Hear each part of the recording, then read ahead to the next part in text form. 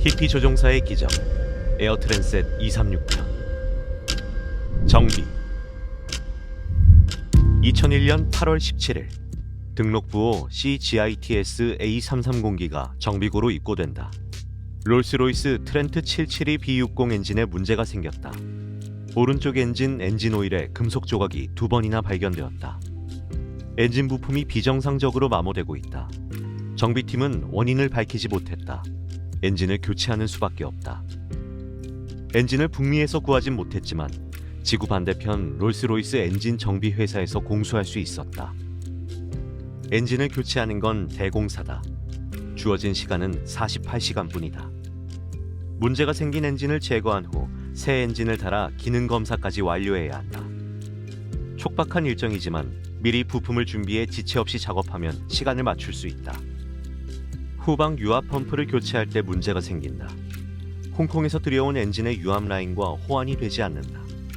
에어트랜셋이 보유한 A330의 부품은 홍콩에서 들여온 엔진과 약간 다르다. 안전에 영향을 미치지 않는 작은 개선이 있었다. 홍콩에서 도착한 엔진은 개선 전의 엔진이다. 유압 튜브의 규격이 달라 설치가 어렵다. 전산 장애가 생겨 부품 목록을 확인할 수 없다. 정비팀은 기존 엔진의 부품과 새 부품을 섞어 설치한다. 유압 튜브와 연료 튜브 사이의 간격은 0.635mm. 유압이 가해지면 유압 튜브가 변형된다는 걸 미처 고려하지 못했다. 정비고에서 엔진 시동을 걸었을 때는 아무 문제가 없다. 유압이 가해지면 변형된 유압 튜브가 연료 튜브를 밀어 깨트릴 것이다. 8월 23일 토론토 피어슨 국제공항. 정비를 마친 CGITS는 236편으로 편성되어 리스본으로 비행할 예정이다. 승객은 293명, 객실 승무원 11명, 비행 승무원 2명, 총 306명이 탑승했다. 히피 기장 로베르 피시에 48세, 총 비행시간 16,800시간. 부기장 디르크 드예거 28세, 총 비행시간 4,800시간. 로베르 피시에 기장은 전형적인 조종사는 아니다. 특이한 이력을 가진 괴짜 조종사는 많지만 그 누구도 피시에와 비교하기는 어렵다.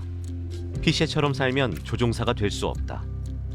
피시에는 여느 히피 세대처럼 술, 여자, 마약에 빠져 살았다. 조종사에게 필수적인 수학과 물리 성적은 지지부진해 따라잡기 힘들었지만 조종술만큼은 좋았다. 파티에 빠져 비행학교에서 잘릴 위기를 몇 차례나 넘겼다.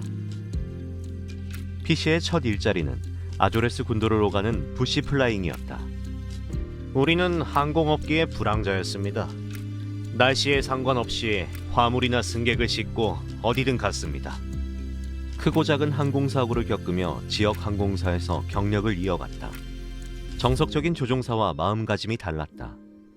심사 비행 중 엔진을 끄고 재점화하는 과제가 나왔다.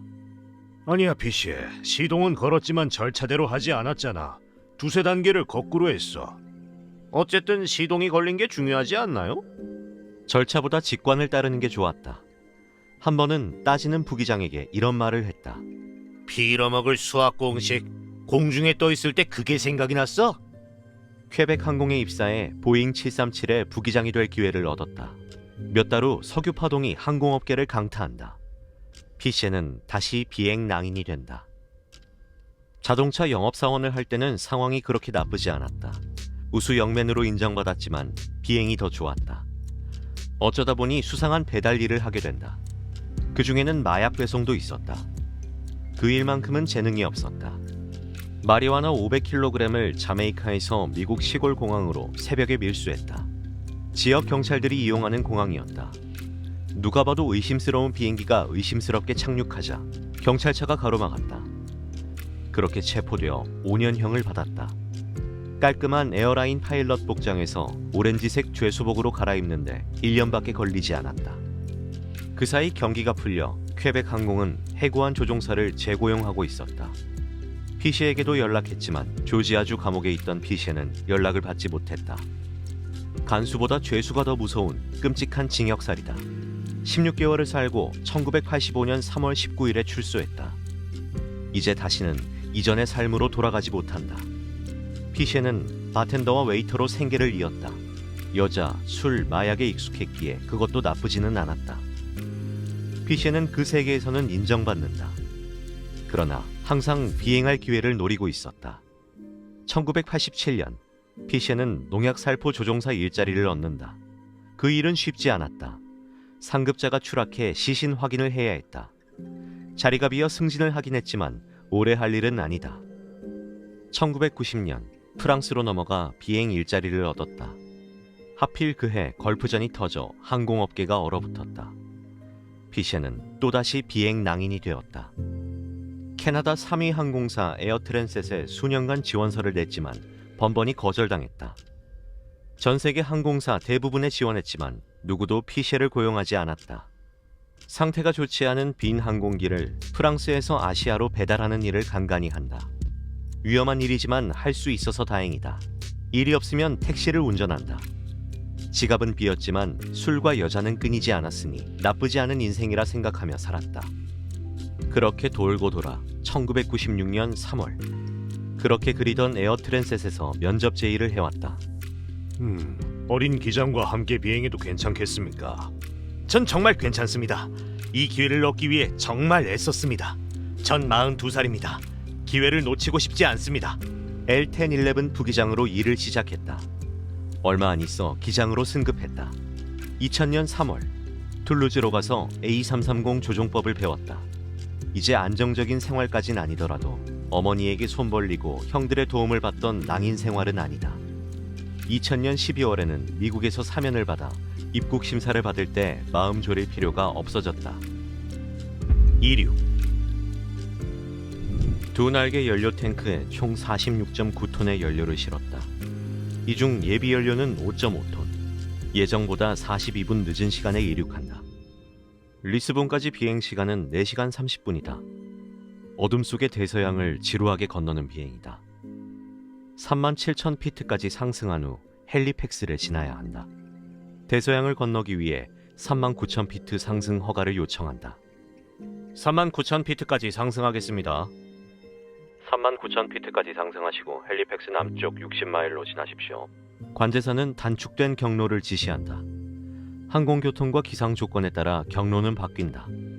평소에도 연료와 시간을 아낄 수 있어 좋은 일이지만 오늘은 운명을 바꾸게 된다. 원래 비행 계획이었다면 15마일이 부족했다는 사실이 이후 드러났다. 연료 누출. 이륙한 후 오른쪽 엔진에는 어떤 일이 일어나고 있을까? 유압 펌프가 유압류를 압축해 유압 라인으로 보낸다. 유압 라인이 압력을 받아 펴지며 변형된다. 뒤에 붙은 연료 라인과 맞닿는다. 연료 라인에도 고압의 연료가 흐르고 있다. 두 파이프가 맞붙어 조금씩 균열이 생긴다. 금이 간 연료 파이프가 깨져나간다. 분당 10kg의 연료가 뿜어져 나온다. 현지 시간 새벽 3시 38분. 서경 30도를 넘어섰다. 현지 시간 새벽 3시 58분. 조종사들은 연료량을 점검한다. 연료량은 비행 계획과 일치합니다. 지금까지 센 연료는 200kg. 오차범위 아니라 이상을 발견할 수 없다. 균열은 점점 커지고 새어나가는 연료도 많아진다. 연료가 충분히 공급되지 않으니 연료 펌프는 더 강하게 동작한다. 유속이 빨라지며 균열은 더 커진다.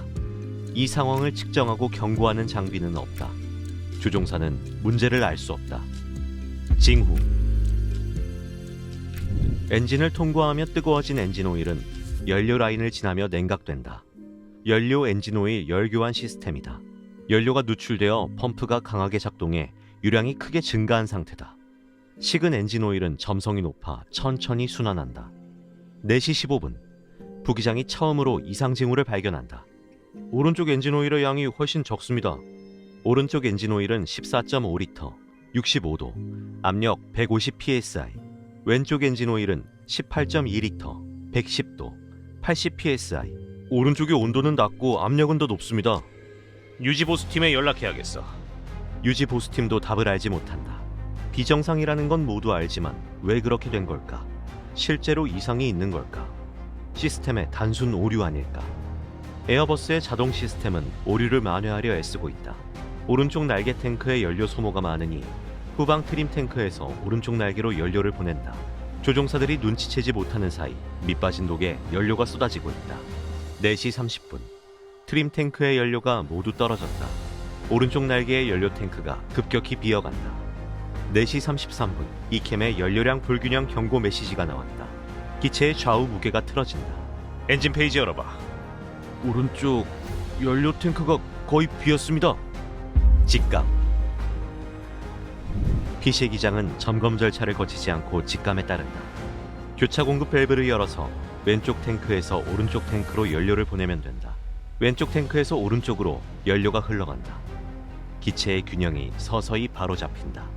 다시금 밑빠진 독에 연료가 퍼부어진다. 깨진 틈 사이로 시간당 13톤의 연료가 새어나간다. 두 날개 탱크의 불균형을 발견한 즉시 연료 불균형 점검 절차를 수행했어야 했다. 연료 불균형 점검 절차 상단에는 주의 표시가 붙어 있다. 주의, 연료 누출이 의심될 경우 이 절차 대신 연료 누출 절차를 참조하시오. 점검 절차를 봤다면 바로 연료 누출을 의심할 수 있었다. 기장은 절차보다는 직관에 따르는 구시대의 조종사였다. 어리석은 결정을 한 이유는 있었다. 더 어렵고 난해한 문제에 집중하느라 우선순위가 낮은 연료량 불균형에 신경 쓰지 못했다. 연료가 새는 건 아닐까 의심하지 않은 건 아니다. 그러나 어떤 경고도 없다. 이전에 시행한 연료 소비량 확인도 정상적이었다. 이런 식으로 뜬금없이 연료가 새어나간다는 이야기는 들어보지 못했다. 에어버스 시스템은 오작동이 생기면 이캠에 경고 메시지를 내보내고 해결할 것을 요구한다. 이런 연료 누출 상황은 너무나 드물어 항공사의 교육 과정에서 다루지 않는다. 거기에 맞춘 비상 절차도 교육받은 적이 없다. 에어 트랜셋 유지 보수팀도 여기까지는 생각하지 못한 문제다. 이렇게 드문 문제가 생겼을 땐 컴퓨터의 오류라고 생각하는 게 PC의 기장의 스타일이다. 비단 PC의 기장뿐만이 아니다. 컴퓨터의 단순 오류로 표기가 잘못되고 있다고 믿는 쪽이 마음이 편하다. 인간 무의식에 잠재된 인지 반응으로 위기 상황에서 긍정적인 쪽을 선택하는 걸 프레이밍 효과라고 한다. 연료 누출은 거의 1시간이 지난 후 발견했다. 그동안 7톤의 연료가 사라졌다. 연료가 사라지고 있다. 4시 45분 비행 컴퓨터는 리스본까지 갈 수 있는 연료가 없다고 알려준다. 기장은 회항을 결정한다. TSC-236 연료가 부족합니다. 테세이라 라에스 공항으로 가겠습니다.